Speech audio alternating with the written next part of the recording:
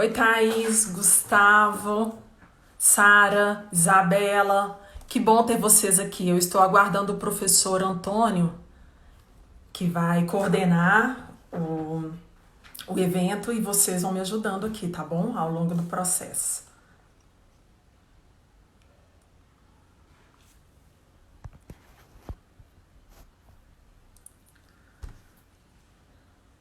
Tá tudo bem? Vocês estão me ouvindo? Me visualizam bem? Assim a gente já inicia um pouco os testes aqui. Vamos lá, agora o professor vai chegar para conversar e conduzir os trabalhos. Isabela. Nossa, gente, tô nervosa, viu?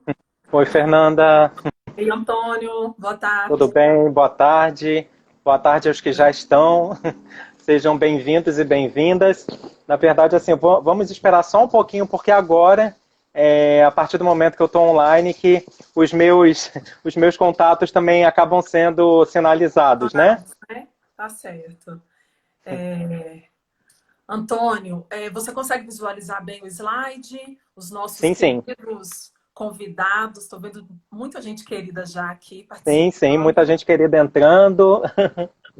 Não, e hoje nós temos na live da Fernanda uma novidade, que ela própria descobriu, que é o uso dos slides que eu desconhecia e com certeza os demais, né, convidados vão querer usar aí na próxima. Boa tarde para quem está entrando. Hoje a professora Fernanda é anfitriã, e aí a gente está esperando só uns minutinhos para que também os meus contatos possam chegar para a gente iniciar aqui a conversa. Certo. Mas o som tá Aproveita. ótimo, Fernanda. Tá, o som tá bom? Joia. Sim, sim. Antônio, eu aproveito para agradecer a Marina Sol e as minhas irmãs que me ajudaram com o teste das imagens, dos slides, para que a gente tivesse esse recurso de apoio que nós estamos tão habituados, né, a utilizar na Claro. academia. Ana Estenda também Luísa, os meus agradecimentos. Ana Luísa, que trabalha comigo na universidade, professoras Valdeni e Vanderlice. Então, temos o Estou vendo FOP e o aqui. FMG conosco. Sim, a Muito Evânia, a trabalhar. Joyce, a Gretel, minha mãe também está presente, Rafaela, eh, Isabela. Então, muita gente. Fernando, eu acho que a gente pode iniciar. As outras pessoas, né, vão chegando aí na medida da nossa fala, para a gente não perder esse encontro, que na verdade já tinha sido anunciado desde a primeira live. Né? Assim, a É professora Fernanda mesmo? era uma pessoa muito aguardada. Quando eu te fiz aquele pré-convite, você sinalizou aí positivamente. Eu já tinha anunciado aí desde o do primeiro momento a sua possível presença, então é uma fala muito aguardada. Então, para quem está chegando hoje aqui, essa é a 19ª live desse projeto Conversas sobre Ensino de Línguas, em que eu, Antônio, professor da UFRJ, do Colégio de Aplicação e também do Programa de Letras Neolatinas, convido pesquisadores, especialistas na área de linguística aplicada para compartilhar suas pesquisas, compartilhar aí ou perspectivas teóricas, ou seus dados, ou algumas reflexões que acabam sendo importantes. No primeiro momento, eram para os meus alunos da disciplina, e aí acabamos aqui construindo uma grande rede, né? Já que as lives estão circulando bastante, estão tendo aí um retorno muito significativo. E a convidada de hoje é a professora doutora Fernanda Peçanha Carvalho, que é uma amiga muito querida, a gente se conheceu em congressos, e aí depois a gente acabou se aproximando mais. E aí eu vou fazer, na verdade, uma apresentação muito rápida do currículo, da biodata da professora, e aí a gente já passa aí para a fala, já que tanto queremos escutar a Fernanda falando sobre ensino de espanhol e internacionalização. Então, a professora Fernanda tem licenciatura em português e espanhol pela UFMG, é mestra e doutora em linguística aplicada também pela Federal de Minas Gerais, é professora da mesma universidade, atuando no Colégio Técnico, e como áreas de pesquisa, é análise do discurso franco-brasileira, fazendo um diálogo, uma interface com a psicanálise, política linguística, ensino de espanhol, internacionalização do conhecimento. E a fala de hoje da Fernanda, de fato, é decorrente da tese de doutorado defendida no ano passado, super recente, sobre o tema da internacionalização e aprendizado do espanhol, experiências, identidades e subjetividades. A Fernanda tem uma escrita muito teórica, para quem pode. Eu sou leitor também da Fernanda, então desde o mestrado ela tinha um estudo muito profundo, muito teórico sobre as representações de professores de espanhol a partir do texto legal 11.161, e eu fiquei muito feliz quando a Fernanda compartilhou a tese dela de doutorado, que é lindíssima. Ela usa aí, ela vai trazer isso para a apresentação, que eu já sei, usa um pouco de metáforas dessa navegação que vai conduzindo o leitor no decorrer do texto, e de uma certa forma eu acho que o referencial teórico adotado por ela acaba sendo também uma bússola, né? Uma rosa dos ventos. Então, Fernanda, muito obrigado por compartilhar aqui conosco. Quem tiver pergunta, curiosidade, comentário para falar da Fernanda, é só colocando aqui no chat que eu vou repassando para ela aí na medida dos blocos. Tá certo. Então vamos dar início, né, Antônio? Agradecendo aí a audiência. E só ressaltando, pessoal, que embora seja uma live, a gente tem um tempo limitado, então eu vou tentar seguir as orientações do Antônio para que a gente contemple a fala toda no tempo de 1 hora. Então agradeço novamente pelo convite, Antônio. É um desafio porque é um gênero novo a live. Estou vendo aqui que tem as primas que estão inseridas na pesquisa, né? E outros amigos tantos, participantes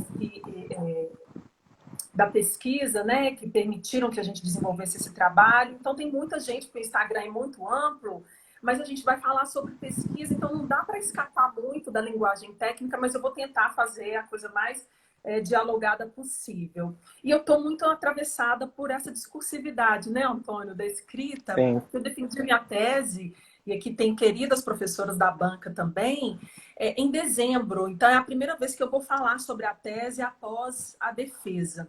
Então, eu preparei alguns slides para compartilhar com vocês. Tem algumas imagens, né, que vão nos auxiliar a ilustrar um pouco essa discussão. Eu começo dizendo, Antônio e ouvintes, que como que surgiu o estímulo, né, para o desenvolvimento dessa pesquisa.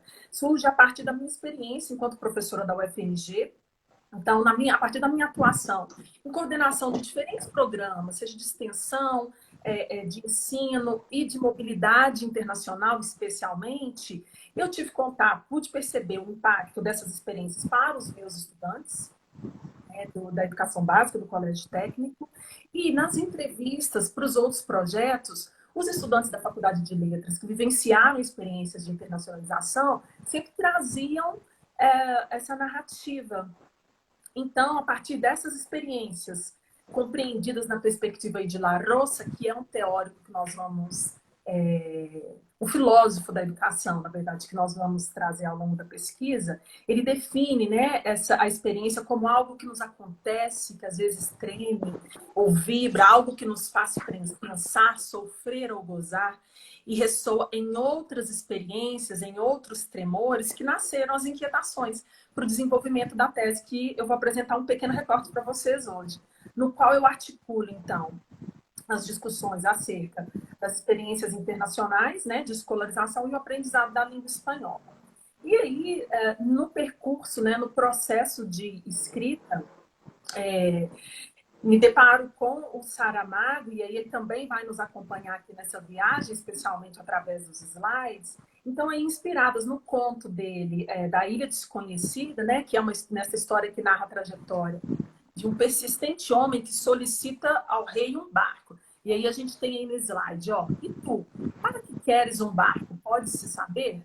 Para ir à procura da ilha desconhecida, respondeu o homem. Que ilha desconhecida? Perguntou o rei. Disparate, já não há ilhas desconhecidas, estão todas nos mapas.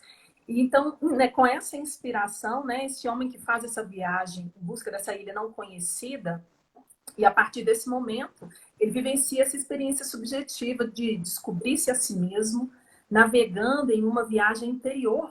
Nós desenvolvemos a nossa metáfora náutica que irá nos acompanhar, né? Porque nós entendemos que essa metáfora, ela nos auxilia na compreensão das discursividades, né? Daquelas falas que os nossos alunos, que os nossos entrevistados nos deram, e que, assim como esse personagem do Saramago, esse homem, né, pede um barco ao rei,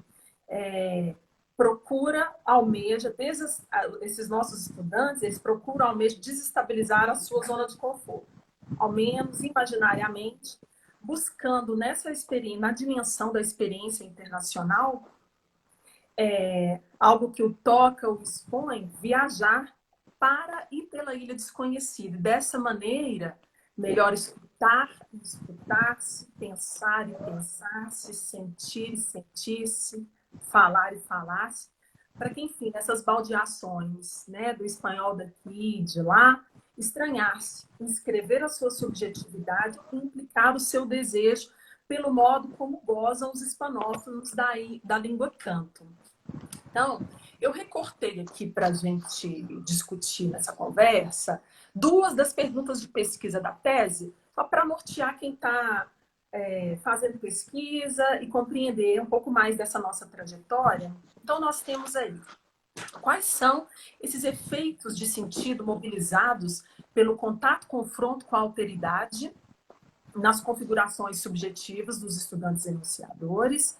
E pergunta que norteia o nosso objetivo geral, que é o de investigar nessas representações desses estudantes da UFMG, e aí eu pesquisei os estudantes do nível médio técnico e superior, de que forma, né, estes implicavam o seu desejo em tornar-se outro nessas experiências internacionais de escolarização e também quais que foram, né, os desdobramentos para o aprendizado da língua espanhola e também no processo de reescrita das suas subjetividades. E aí a gente inicia, né, o capítulo que a gente titulou como Mobilidade Internacional. A gente traçou aí um contexto sócio-histórico para discutir essas experiências dos estudantes que fizeram, como mostra aí o mapinha, né, as internacionalizações em diferentes países. Então foram Argentina, Colômbia e Espanha. E em analogia, né, com a epígrafe, que está na tela também, entrega ao portador um barco, não precisa ser grande, mas que navegue bem e seja seguro. Nós entendemos que o intercâmbio acadêmico ele não precisa de ter um tempo cronológico de muitos meses para ele produzir efeitos de sentido imensuráveis no sujeito. E sim, essas experiências precisam propiciar, né, um navegar seguro, com um amparo institucional que viabilize oportunidades de mobilidade e infraestrutura para esse estudante portador do barco. Então, eu destaco, né, que na nossa pesquisa, a internacionalização, a gente tem uma perspectiva de que ela seja um encontro mais horizontal com o outro estrangeiro, numa paisagem linguística em que ensinar e aprender se fundem numa via de mão dupla e oportunizem o aprendizado linguístico-cultural. E aí, como que a gente fez essa viagem, né? Para os seus estudantes, Antônio, da especialização na UFRJ, né, para os meus colegas de grupo de pesquisa que ainda não tiveram oportunidade, né, de ver a tese toda, eu trago aqui assim, um pouco do que nós acionamos na nossa pesquisa que está ancorada nas pesquisas transdisciplinares da linguística aplicada. Então, ao longo do capítulo, a gente discutiu a globalização por ser esse fenômeno complexo, produtor de discursividade sobre mercados, línguas e bens culturais, porque esse fenômeno interpela as discursividades dos sujeitos. E discutimos também a experiência de internacionalização como uma oportunidade de estudos no exterior. E nós analisamos estudantes que participaram, gente, isso é importante destacar, de programas de colaboração internacional, que são programas oficiais da UFMG, né? Programas institucionais. E nesse desenvolvimento, a gente conceitua a internacionalização, assim, no recorte da nossa pesquisa, como um acontecimento linguístico-discursivo em que o sujeito ele é solicitado à língua espanhola como um bem cultural de acesso ao conhecimento, a inovação científica e estética e a possibilidade de constituição de subjetividades mais plurais e também da experiência de integração latino-americana. E para a discussão acerca da internacionalização, nós trazemos a noção de interculturalidade da professora Paraquete, né, que está pensada nessa dimensão do respeito, da solidariedade, da inclusão. Também dialogamos com Canclini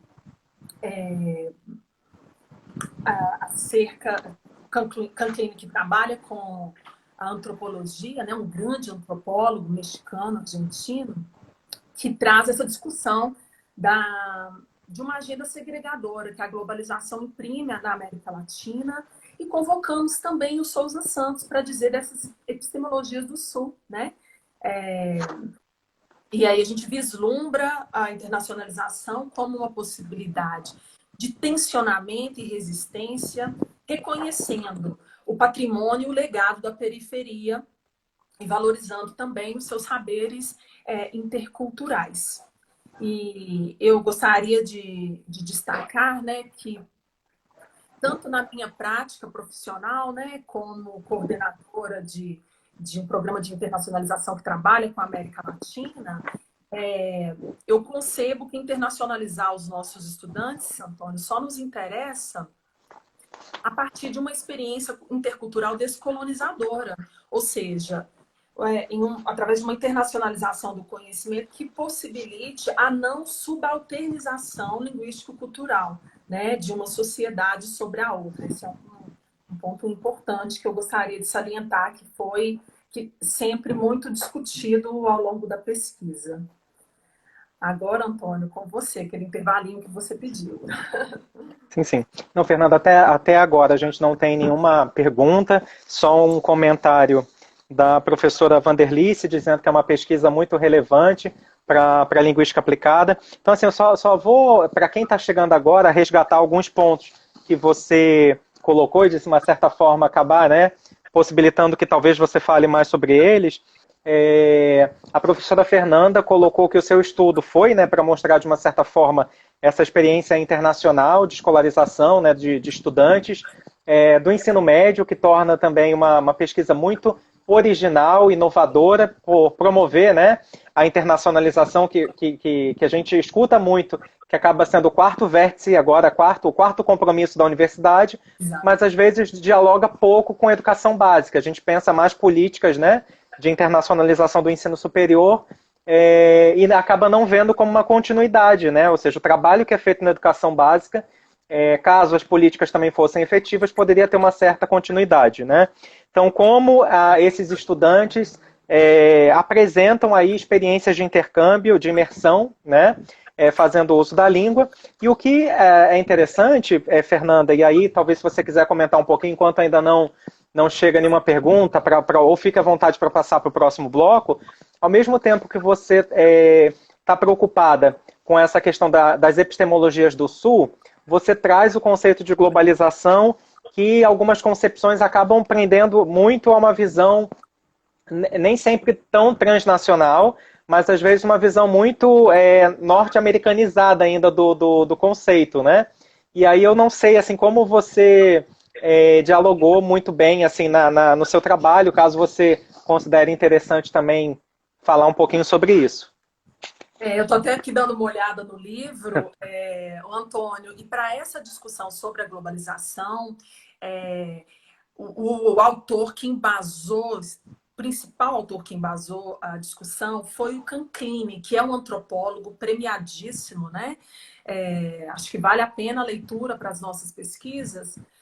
E inclusive o título do livro é A Globalização Imaginada. Então ele traz toda essa desconstrução, né, do processo de globalização pensado a partir do Sul, que é o nosso Norte. Então, a abordagem da globalização na pesquisa, ela leva em conta um olhar de pesquisadores que estão problematizando. E o Souza Santos também, embora seja um pesquisador português, ele traz muito essa discussão de português, né, europeu, ele traz essa discussão da segregação que a globalização impõe. O Canclini, especialmente discutindo e abordando esse fenômeno na América Latina, né, que é o aspecto fundamental na nossa pesquisa, embora a gente também tenha trabalhado com discurso de uma estudante que vivenciou a experiência internacional na Espanha. Então, eu acho que o Canclini é um autor que nos auxilia muito a pensar a partir do Sul. Sim, sim, claro. Não, e também eu quis te provocar em relação a isso, porque acabam que são conceitos, né, que estão muito presentes no contexto escolar ou na formação de professores, e também vinculados à questão das próprias políticas linguísticas, né, quando a gente pensa Sim. em ensino de línguas. Fernanda, para não te atrasar, só vou ler dois comentários, acho que são comentários que chegaram para que você possa seguir para os próximos blocos. Um deles é da Ivânia, dizendo: pensar a internacionalização na educação básica implica em vencer a questão da menoridade dos estudantes. No caso, a Ivânia, que é professora também de um instituto federal aqui no Rio, Fluminense, fico receosa como professora e principalmente como mãe de aluna do ensino médio da rede federal. E tem um comentário da Júlia Alves: como temos estudantes assistindo, muito provavelmente a Fernanda poderia comentar um pouquinho sobre as epistemologias do Sul, que eu acho que isso vai acabar sendo transversal um pouco na sua fala, né, essa noção, esse conceito. Sim. O Evane, a gente precisaria de outra live para eu te apresentar os detalhes. Depois, se você quiser me escrever, a gente conversa mais sobre essa experiência na educação básica. Então, eu posso dizer, enquanto professora da maior parte dos estudantes que realizaram a imersão, enquanto coordenadora do projeto que teve acesso constantemente aos pais desses estudantes, e agora, enquanto pesquisadora que lançou um outro olhar, né, uma outra lente para o processo, que é talvez o melhor momento para desenvolvermos as experiências de internacionalização. No momento da educação básica, especialmente no ensino médio, porque a gente vai ver que ao longo da trajetória da pesquisa, porque é o momento em que os estudantes estão muito abertos a diferentes possibilidades, ao aprendizado de diferentes línguas, por exemplo. Então, só para a gente comentar um pouquinho o que a Ivana disse, eu acho que eu vou seguir e o comentário Sim. acerca das epistemologias do Sul, ele vai perpassar e também tem um pouquinho mais lá na tese, né? Uhum. Bom, então, dando sequência, a gente segue com o Saramago para pensar, né, o ancoradouro teórico da pesquisa. E aí a gente tem uma outra passagem do conto que diz: e há que abastecer o barco das 1000 coisas necessárias a uma viagem como esta, que não se sabe onde nos levará. Né? Então, a gente faz uma analogia aí pensando que esse exercício de pesquisa ele é semelhante à embarcação, que precisa do abastecimento de diferentes insumos para alcançar o cumprimento da rota planejada na carta de navegação. Então, assim, o embasamento teórico, metodológico desse estudo, ele nos norteia como uma rosa dos ventos, né, nas direções seguidas na análise desse percurso de aprendizado dos nossos estudantes pesquisados. E aí, como que a gente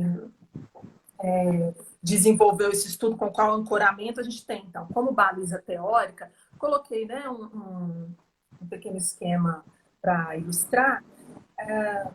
Então, a baliza teórica desse estudo se insere na linguística aplicada e temos, né, como principal enfoque a análise de discurso franco-brasileira. Então, é importante destacar que a gente se embasa na teoria de discurso de Michel Pechet, porque ele nos permite esse atravessamento com a psicanálise freudo-lacaniana e também um certo diálogo com o campo das ciências sociais. Então, no intuito de problematizar essa complexidade que envolve o discurso, nosso objeto de pesquisa, então o discurso, as suas condições de produção, nós propusemos esse diálogo com autores da sociologia, da antropologia e da filosofia da educação, como Larousse, que a gente vai falar um pouquinho mais. Por que isso, né? Porque esses autores, eles nos possibilitam compreender ou nos permitem mais instrumentos, mais dispositivos para que a gente possa problematizar e buscar uma compreensão desses fenômenos da contemporaneidade, em especial os da globalização e da internacionalização que surgem nos discursos que foram analisados. Então, aqui a gente faz uma abordagem da linguística aplicada contemporâneo na sua lógica de transdisciplinaridade. E acho que é importante destacar aqui, Antônio, que a concepção de linguagem que a gente assume nessa pesquisa, né? Eu, os colegas do grupo da professora Maralice, que estão participando aqui, que foi orientadora da pesquisa, esse grupo que trabalha com linguística aplicada nesse atravessamento AD, análise na UFMG. Então, assim, assumimos, né, a linguagem como opacidade, como esse lugar do equívoco, do conflito, e também a concepção de sujeito, que é esse sujeito descentrado, que é atravessado pelo inconsciente, de modo que ele é impossível controlar, né, todos os sentidos que o seu dizer produz. Então, eu trago aqui, falando comigo, o Coração Bertoldo, acerca dessas concepções de linguagem e de sujeito, que são caras ao desenvolvimento da nossa tese. E é claro que nesse percurso longo, né, Antônio, de pesquisa, são muitas as noções e os conceitos com os quais nós trabalhamos.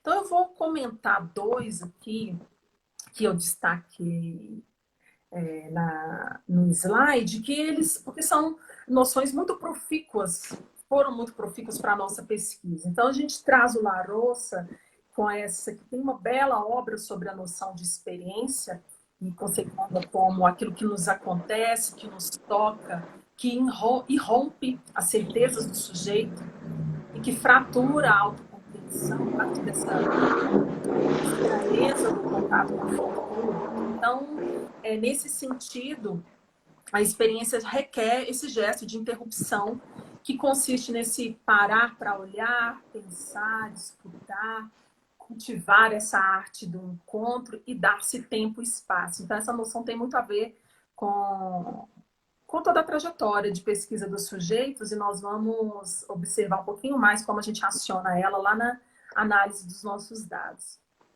Então, assim, esse sujeito, né, do Larossa, pensado como um território de passagem, esse sujeito que é atravessado aí por essa língua-cultura espanhola na imersão, como lugar de chegada, no qual essa alteridade, né, essa outridade, ou relação com o outro, afeta, produz efeitos, dialoga com a noção que eu acabei de comentar, né, de sujeito efeito de linguagem, cindido por esse inconsciente. Então, quando os nossos participantes da pesquisa foram enunciar, né, foram dizer, rememorar os seus saberes da experiência, eles o fizeram acionando uma memória discursiva que leva em conta esse funcionamento do inconsciente, né? Ou seja, esse sujeito não tem uma total apreensão desses sentidos do que diz, nem controle disso. Então, é importante a gente ter isso em mente para analisar os dados. Então, e aí, esses sujeitos, ao dizerem, eles vão vivenciando esse processo de reelaboração, né, da travessia por esse navegar na língua espanhola, o que pode possibilitar um processo de reescrita de si. Então, é nesse movimento de retorno ao passado, como coloca a professora Coracini, esse movimento de dobra, que vai reinterpretando e transformando a experiência de internacionalização, que nós desenvolvemos essa noção da memória discursiva, através da qual o sujeito tem essa oportunidade de pensar esse sentido e o sem sentido via discurso, né, expressando via discurso do que o acontece. E aí, pensando em todos esses conceitos, nesses dois conceitos que eu comentei, e todos os outros que aparecem aí, a gente buscou organizar as representações, pensando os significantes, os efeitos de sentido no corpus de pesquisa, ancorados aí nessa memória discursiva, psicanalítica, que é sempre ficcional. Essa é uma dimensão importante da noção da memória, né? É sempre uma ficção, essa narrativa do sujeito a posteriori, né? Então, para a gente dar sequência aqui, falando um pouco mais, quem está no processo de escrita da metodologia, que é um aspecto que nós somos muito cobrados, né, Antônio, na linguística aplicada, para termos ou tentarmos desenvolver uma metodologia bem fundamentada, bem organizada. A gente continua pensando a metodologia aí, retomando a metáfora náutica que permeou a pesquisa. Então, através, né, do navegar pelas discursividades acerca da internacionalização, a gente pensa que esse capítulo de metodologia ele é uma âncora, porque é o que dá sustentação e apoio aos nossos gestos interpretativos, né? Então, embora a gente acredite ter a carta de navegação, e aí eu retomo a epígrafe com vocês, em que o personagem do Saramago diz: sabes, ou melhor, o rei pergunta, sabes navegar? Tens a carta de navegação? Ao que o homem respondeu: aprenderei no mar. Então, ou seja, para destacar que, embora nós tenhamos essa carta tivéssemos, né? E temos, porque continuamos pesquisando, essa carta de navegação planejada, a gente sempre estive muito ciente que se navegar no mar, ou seja, no processo analítico dos fatos linguísticos, apresenta as forças do vento e os rigores do mar. Então, para falar um pouquinho mais desse nosso... Perdão, gente, aí, ó, esqueci de passar, mas era essa a epígrafe. Então, para a gente desenhar, né, estruturar um pouquinho mais o desenho, a arquitetura metodológica da pesquisa, olhar o comentário a gente desconcentra, né? Obrigada, professora Vanderlice.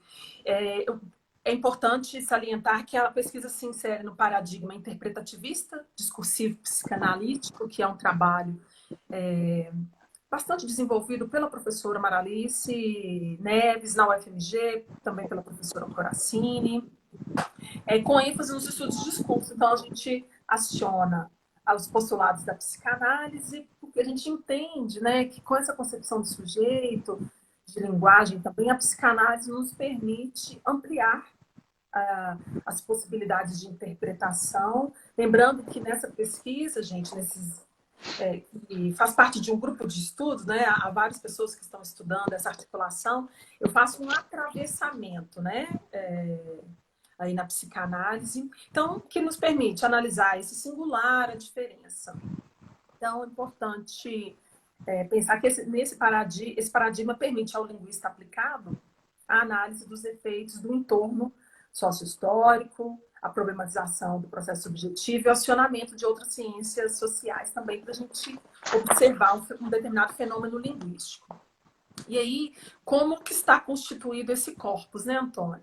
Então, analisei dizeres de 15 estudantes, sendo eles 9 estudantes da educação básica, 6 do ensino superior, né, da Faculdade de Letras da UFMG, e para conseguir, né, ouvir esses participantes, eu trabalhei com 2 instrumentos. Então, com todos os estudantes, eu fiz uma entrevista sendo estruturada, que foi gravada e depois transcrita, e também todos eles foram convidados a escreverem uma narrativa autobiográfica para que eles pudessem dizer um pouco mais ou dizer novamente sobre as suas experiências. Lembrando, gente, que quem está fazendo pesquisa, né, a narrativa, encontrei dificuldade em conseguir a narrativa de todos os participantes. Na prática, eu não consegui de todos. É um instrumento que demanda um pouco mais de engajamento dos sujeitos, mas a entrevista, todos tiveram uma disponibilidade para participar. E todos esses estudantes, eles são egressos do colégio técnico, né? Então, eram todos, no momento da experiência de internacionalização, eram todos menores de idade. Para esclarecer para a nossa colega aqui, professora do Instituto Federal, todos eram menores quando foram para o intercâmbio, e aí esse projeto institucional foi com uma escola argentina que é também vinculada à Universidade Nacional de Córdoba, assim como é a estrutura do Coltec, né? Que é uma escola vinculada, não é Instituto Federal, mas é uma característica semelhante de escola com relação aos institutos federais. Os estudantes da Faculdade de Letras, todos eles faziam todos eram da Faculdade de Letras, faziam licenciatura ou bacharelado em língua espanhola e realizaram imersão em diferentes universidades, da Argentina, da Colômbia e uma universidade espanhola. Bom, e como que a gente faz, né, para desenvolver uma análise de tanto material linguístico, né? Os fatos linguísticos, eu tenho 15 encadernações, né, com entrevistas e as narrativas, com no mínimo 30 páginas cada material.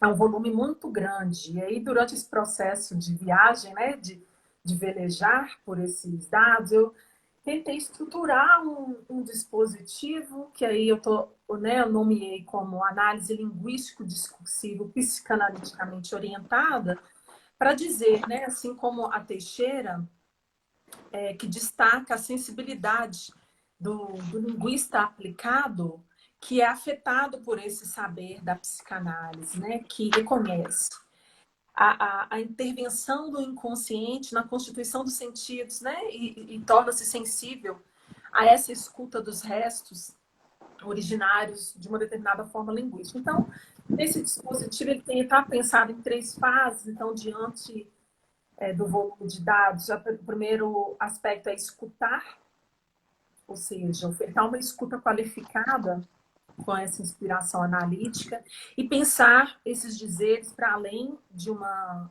única significação. E claro que essa escuta se refere também às narrativas, mas em especial às entrevistas, né, que é o momento em que a gente pode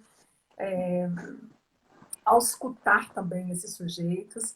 E na etapa de buscar nesses dados identificar, né, regularidades nas ressonâncias para a gente fazer a composição das representações, e um terceiro momento que é o de significar, compreender como que funciona esse significante, né, que é esse elemento significativo do discurso, que determina os atos, as palavras do sujeito, nesse processo, como a cadeia significante vai enlaçando e produzindo os sentidos. Então, através desse processo de escutar, buscar e significar, nós tentamos analisar aí os efeitos de sentido desses significantes, claro que de acordo com as condições de produção dos nossos sujeitos de pesquisa, né?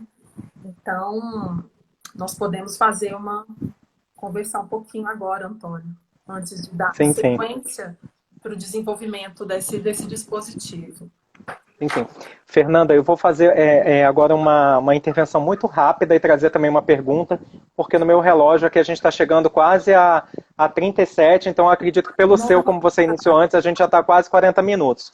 Só também assim destacar que eu acho que além de, na sua tese, você mostrar, né, essa riqueza, né, de dados gerados, desse tornar-se outro também, por parte dos participantes, tem todo um tornar-se outro também da pesquisadora, né? Então, assim, é muito, muito rico o material, muito bonito também como você vai navegando por si própria e vai mostrando também esses olhares, né, da professora que vai se reescrevendo e vai também mudando seu olhar. Tem uma curiosidade em relação à questão metodológica, mas eu vou trazer a contribuição aqui da Luiziane, que fez uma pergunta, assim, além de vários outros elogios que você já viu, da Maria Célia, da professora Vanderlice, também da Ivane, em relação à metáfora que você usou para conduzir o estudo, mas a Luiziane, que também é professora do Instituto Federal de Santa Catarina, traz uma questão, assim, talvez real da política, né, quando a gente pensa no planejamento dela em relação à política de internacionalização, quando diz assim: Fernanda, cada vez temos menos fomento e iniciativas. Então, talvez que desenhos pedagógicos multilingües são possíveis, aí também uso uma metáfora, né, para que a gente pense aí nessa bússola contemporânea, direcionando os nossos estudantes para a internacionalização. Como a gente já vai entrar aí, Fernanda, quase nos 42 minutos, talvez você possa dar continuidade ao seu último bloco, respondendo essa questão, e depois tem aqui um interesse meu sobre metodologia, mas com certeza a gente pode conversar depois, caso não seja possível trazer a questão aqui. Luziane, muito obrigada, tá, pela sua participação. Como dizem as minhas parceiras, professoras argentinas que desenvolvem, desse nosso colégio parceiro, que desenvolvem, Luziane, internacionalização há mais de 20 anos. E elas usam sempre uma expressão e me dizem, Fer, es un trabajo hecho a todo pulmón. É sempre com muita entrega daqueles professores que acreditam na experiência de internacionalização. E as dificuldades com fomento, elas são recorrentes. Então, nessa perspectiva da escola técnica, que a gente tem um público selecionado, um público que valoriza esse tipo de experiência. Nós temos, então, a parceria com as famílias em termos de custos, né? Acho que talvez ela queira saber que a política está relacionada também ao fomento. Então, nós temos a participação da família e tivemos auxílio para verba com custeio da ida do professor que acompanha esse grupo, né? No total, foram mais de 30 estudantes enviados e recebidos. Então, é um trabalho de convencimento, muitas vezes de um pequeno grupo que valoriza esse tipo de trabalho.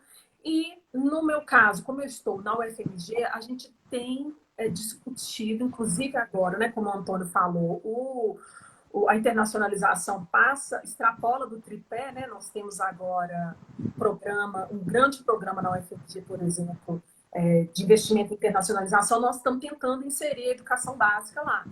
É muito desafiador. Me inscreva, depois a gente conversa um pouco mais sobre esse processo. Luziana, agora você está em Santa Catarina, né? Você está mais pertinho aí da Argentina, por exemplo, né? Dos Paraguai, Uruguai, então tem uma facilidade com mobilidade para nós que estamos aqui no Sudeste, temos um custo adicional com relação a isso. Fernando, um rápido comentário só para não esquecer, porque também na prática, né, assim, a gente tem poucas iniciativas de intercâmbio entre escolas, talvez federais e também públicas de outros países. Então, normalmente escolas de idioma internacionais acabam nos procurando e a sua linha de trabalho e outras experiências, como aqui também no Rio de Janeiro, o Colégio Pedro II desenvolve, eu acho que já desenvolveu, podem dialogar com essa perspectiva de trabalho sua, né? Sim. Mas ainda são poucos os convênios para educação básica. Pouquíssimos. E somos nós, né, que estamos nas escolas técnicas, nos Sim. institutos, que temos que solicitar que seja inserida na política de internacionalização, né? Enfim. Então, vamos lá para esses gestos de interpretação. O nosso tempo está curto, eu vou tentar sintetizar mais. E aí a gente segue com essa metáfora, né? Quero encontrar a ilha desconhecida, quero saber quem sou eu quando nela estiver. Não sabes? Se não sais de ti, não chegas a saber quem és. Então, a gente concebe esse capítulo, né, como esse farol, pois a partir dos dispositivos que a gente desenvolveu, a gente lança luz para entender esses sujeitos navegantes, compreender os efeitos de sentido dessa ilha desconhecida dos processos inconscientes que permeiam a saída de si, em busca de uma experiência subjetiva, de desejo, da descoberta do contato-confronto com essa língua-cultura, para também descobrir-se a si mesmo. E aí a gente vai nesse dinâmico movimento do mar de vozes, que dizem dessa navegação, escutando os sujeitos que se deparam, ora com turbulências, ora com calmarias, e precisam manobrar as velas nesse processo. E aí, gente, eu quero agradecer, aproveitar os participantes da pesquisa, que sem eles a gente não desenvolve esse trabalho, foram muito generosos, eu achei interessante ter a oportunidade de trazer a voz deles aqui em áudio. Vamos ver se funciona direitinho, Antônio? Para a gente discutir esses gestos de interpretação. Então, eu começo com um recorte discursivo da aluna, num feixe que eu intitulei Representações sobre a Sinestesia. Vou colocar aqui o texto da aluna para vocês escutarem e tentarem acompanhar aí no texto. Eu sinto cheiros. Sério, cheiro de alga. Sabe aquele de alga? Aham. Tem uns incensos na rua. Eu sinto cheiro de dor. É porque cheiro pra mim é muito forte. Eu sinto cheiro de doce, aqueles doces de caramelo que eu na rua. Porque Então, a gente tem aí a aluna, ao ser perguntada sobre essas memórias, né, que ainda reverberam quando ela pensa no intercâmbio, e aí ela traz esse significante do cheiro. Vamos dar sequência com o dizer do Roberto. Vamos escutar o que ele diz.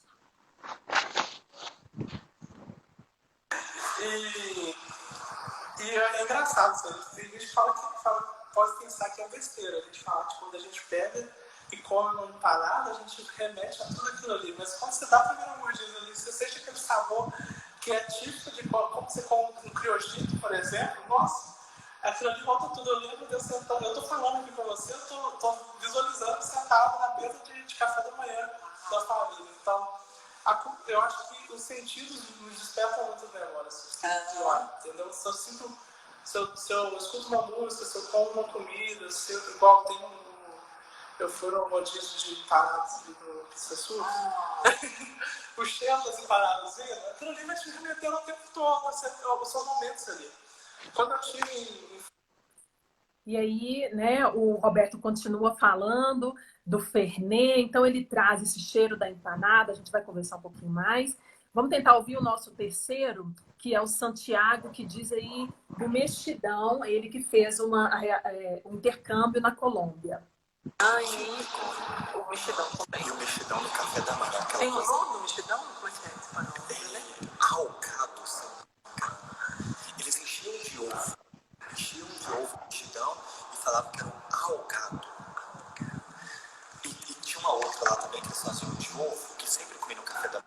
Era ovo, cebola, batata e tomate, tudo picado, misturado no ovo.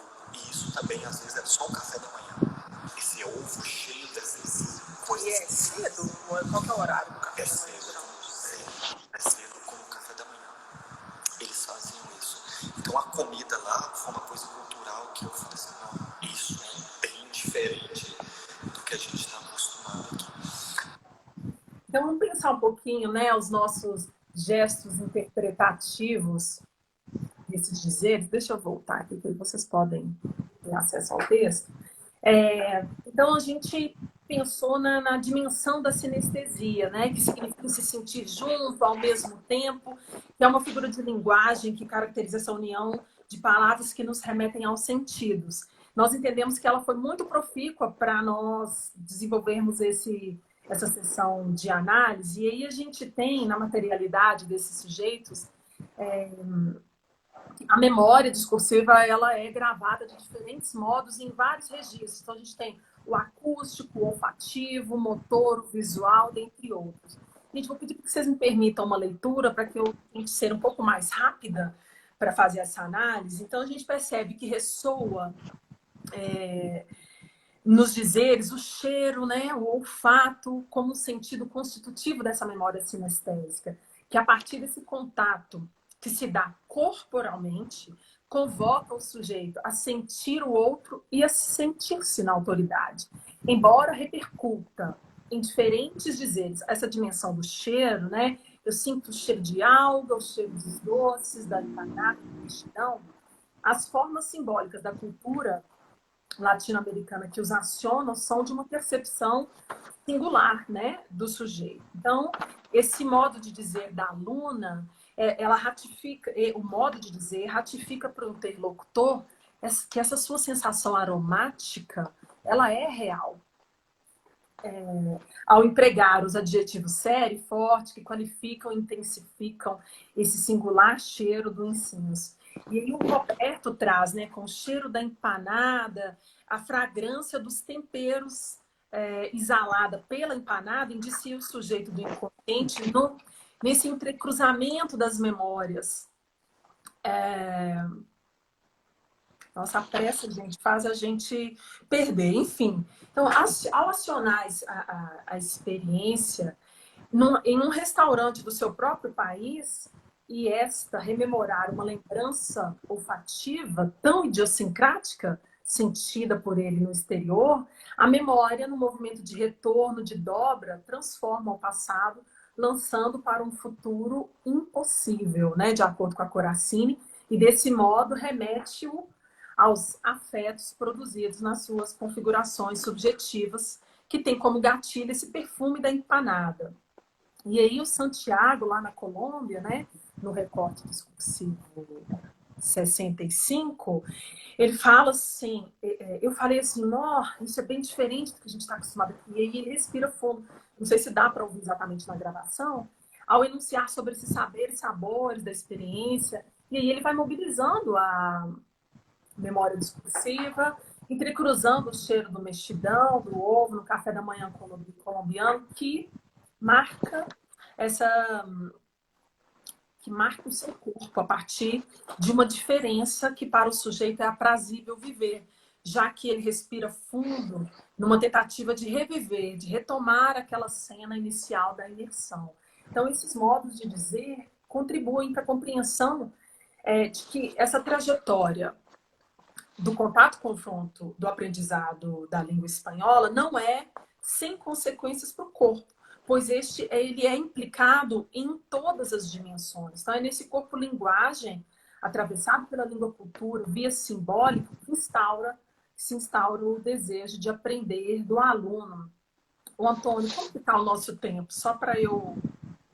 Olha, Fernanda, no meu tá totalizando 51 minutos. Como você iniciou antes, eu acho que a gente está quase em 53, quase 55.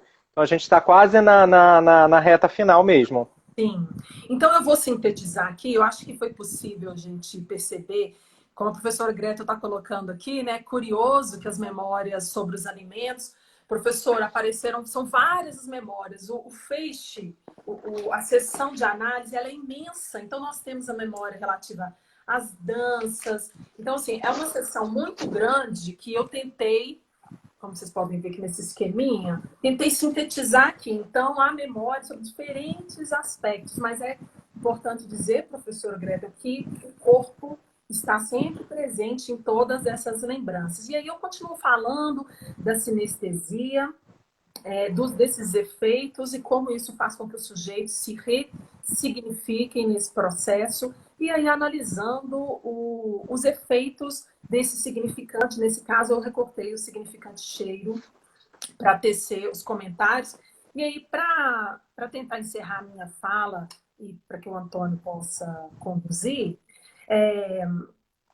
e aí, o que a gente identifica na finalização da pesquisa, né? Que a hipótese ela é ratificada, então ela se configura na tese de que o aprendizado da língua espanhola só ocorre se o sujeito estiver aberto a se rever a partir do encontro com o outro, na medida em que a subjetividade desse estudante se identifica com o modo de viver, a identidade do outro estrangeiro, e possibilita essa troca intercultural, assim, essa reescrita da trajetória pessoal.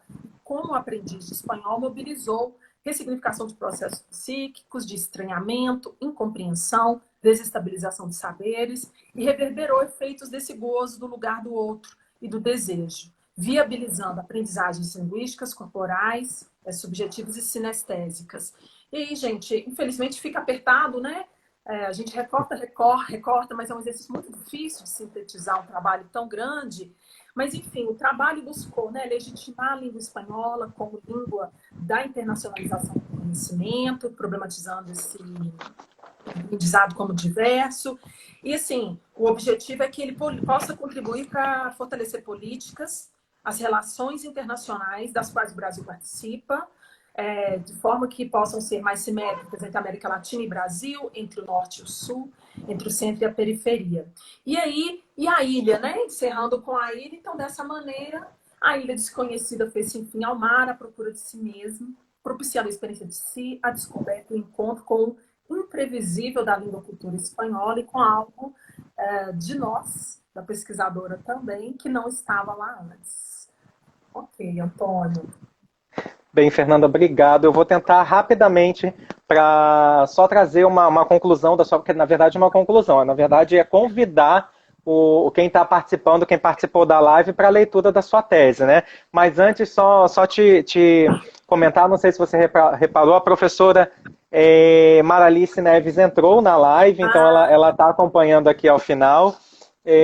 Não só também mostrar para os leitores, né, que para quem está assistindo e vai ter acesso ao seu material, que realmente assim, você traz outras representações, outras ressonâncias sobre memória, sobre nível linguístico, inclusive, sobre a experiência da imersão, sobre a questão, né, da própria cultura, e aí a gente vai percebendo como leitor, como talvez isso que você falou lá no início, como o estudante do ensino médio, ele também, principalmente do ensino médio, né, ele está aberto a também se reencontrar, a se rever, né, a se construir. E aí acho fantástico, além de outros aspectos da sua tese, quando você chama a atenção disso para a elaboração de políticas linguísticas.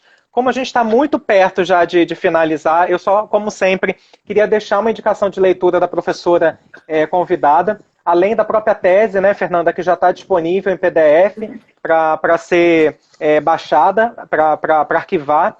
Tem um texto da Fernanda que acabou de ser publicado na revista Caracol, da USP, está super fresquinho, sobre o tema possibilidades e inviabilidades do ensino de espanhol na educação básica, as leis da metade, e que a Fernanda faz um trabalho muito interessante de análise, né, de alguns arquivos jurídicos da Lei 11.161, da 13.415, e nessa provocação que ela traz de viável ou inviável, ela usa algumas nomenclaturas que a gente percebe, né, como optativo, ou facultativo, outras palavras que acabam circulando na nossa área, que geram toda essa não efetivação de políticas, né?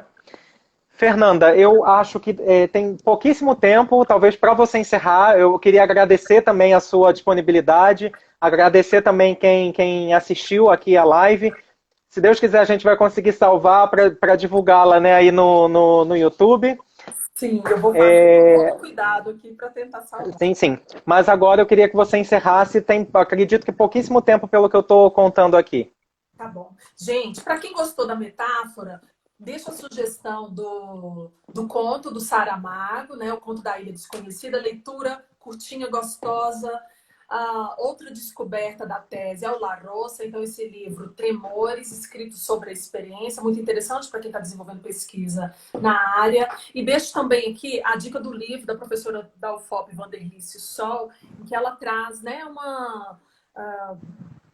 uma síntese do estudo de doutoramento dela, intitulado Educação Continuada e Ensino de Inglês, Trajetórias de Professores e Desconstrução Identitária, nessa perspectiva, né, do paradigma discursivista, e são obras que eu gostaria de sugerir. Antônio, eu gostaria de agradecer uma vez mais pela oportunidade. De fato, você disse que passava rápido e passa muito mais rápido. Sim. Imagina, agradecer demais a audiência, pessoas muito queridas assistindo, e dizer que esse seu projeto é uma riqueza. Parabéns por essa energia, né, para trabalhar tanto na quarentena, nesse momento tão delicado em que nós estamos vivenciando, e tomara que tenhamos outras oportunidades. Aí eu trago um recorte só da escola básica para quem tiver mais interesse.